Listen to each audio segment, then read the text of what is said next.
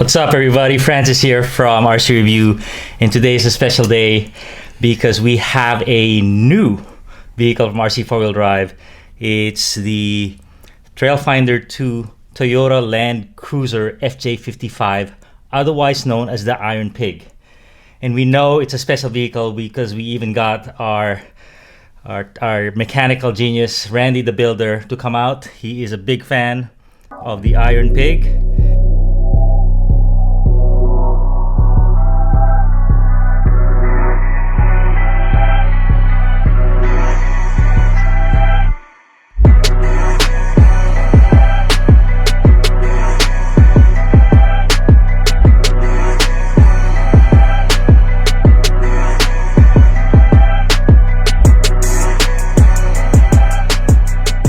All right, here it is. What do you guys think?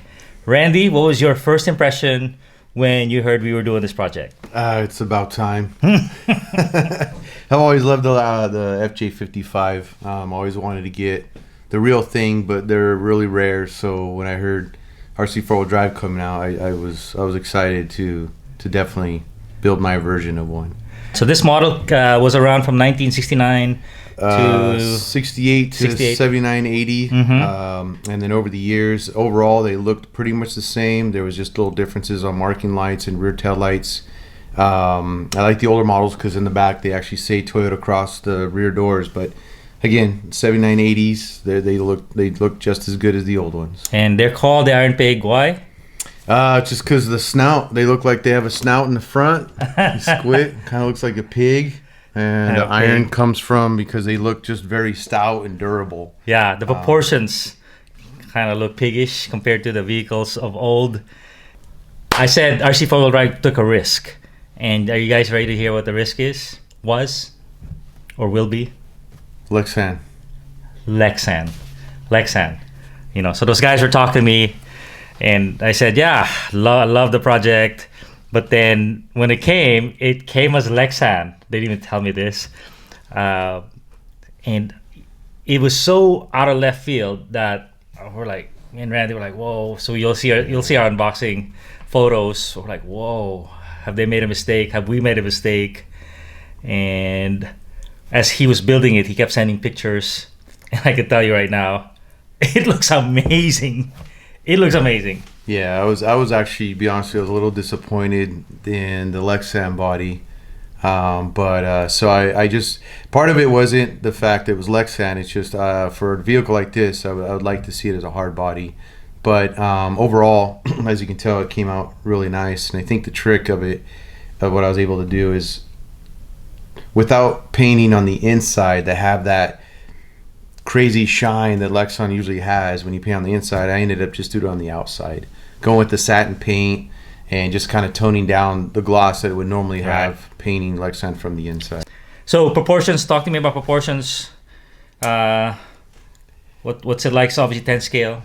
You know, it's a little large. I mean, in comparison to if you look at the Marty McFly vehicle or even the 4Runner, it's like seems like wider, which isn't bad. I mean, like I said, as it sits, it looks great. But if you're really keen and wanting to have the same line and stay with the same type of scale across your true to form, to the 1-to-1. True to form, yeah. I think the 1-to-1 is a little narrower. So yeah, so this sits a little bit wider than it normally would. So they kind of made it look good, make it perform good. It's the same. These are the exact same chassis, Trailfinder 2.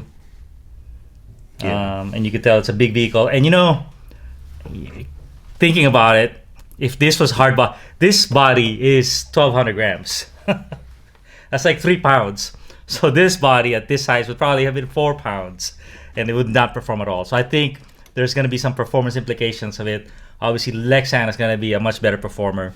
It's just up to you to make it, you know, to make it look good. And you know, you basically have the tools here. I mean, you can see how much more wider. Oh it is yeah, the width too. So it's a little bit bigger than the SR5 or the Helix. And normally, I think they would be about the same, but this would obviously be longer, right? Just because the 4 doors and wagon platform. You have to drill every hole to every windshield wiper, doorknob, blinker, everything. You got to drill everything out. So Had to use a little hand I drill? had to use a little hand drill. Actually, I used my my just regular drill with the small bits, and so it took some time because there's like 3-4 different sizes of diameter of drills. Everything from the headlight to the tail lights, the mounting holes of your windshield wipers. It got kind of old because you started actually losing track of how many more holes you have. 50 parts. And then you had interior as well? Yeah, came with the interior.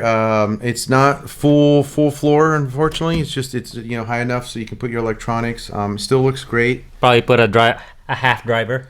Yeah, it'd probably be torso up. Torso up, yeah. I added the floor shifters and stuff that didn't came with the, kit, but I just had a simple decal for your instrument cluster. The interior of the Land Cruisers on this were really basic, anyways. That's true. So there wasn't really Bed much seats. detail. Yeah, so you just got your loading platform, your seats front and rear, and it was. Interior was pretty basic. Looked at some of the cool colors that the Land Cruisers came with the two tones. It had to be two tone. Had to be two tone. That's how I love to see them.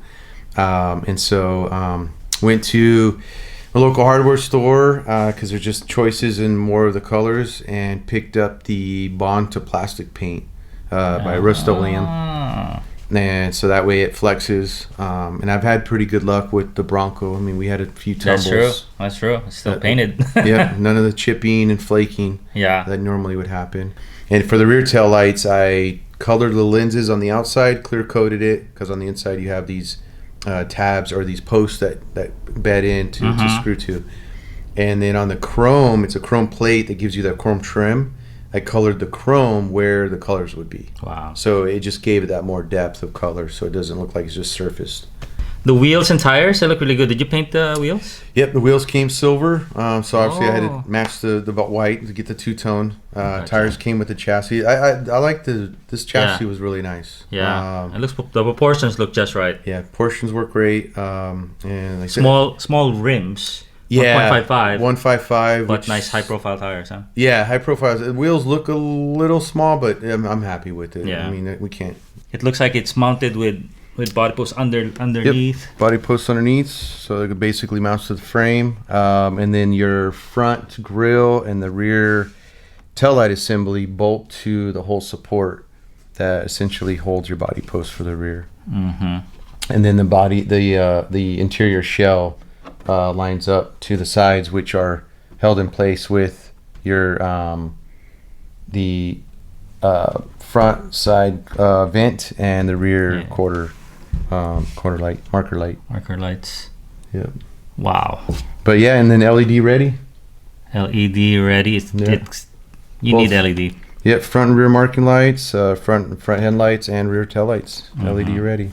But what did you do with the kit springs? Just immediately, I only put the one leaf because comes with 3, 4, 4, Ooh, 4 per leaf, which is and then with the existing springs in the shocks, there would be no flex at all. So there's already springs in the shock. So sometimes we take out the springs inside.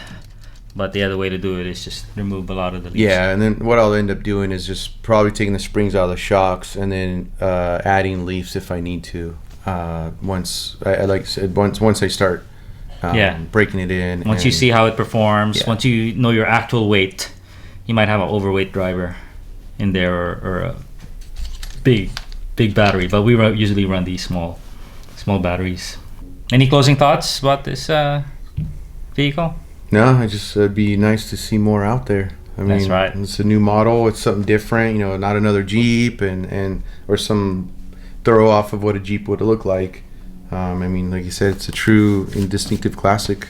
Yeah. Once again. So that's a Randy challenge. Show us your build.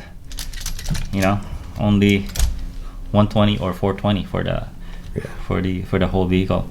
Perfect. Thank you.